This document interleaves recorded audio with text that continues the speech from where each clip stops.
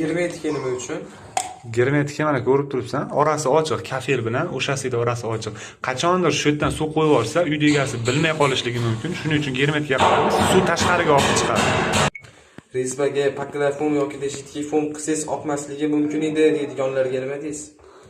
Bu bo'lishi mumkin edi, lekin men qo'limdan kelgan bor ishni qilib ketaveraman, chunki qachondir baribir Xudo xohlagan bo'lsa, oqadigan bo'lsa, uyda egasi bilmay qolishligi mumkin-da. Shunda agar tashqariga oqsa, biladi, ustani chaqirishadi.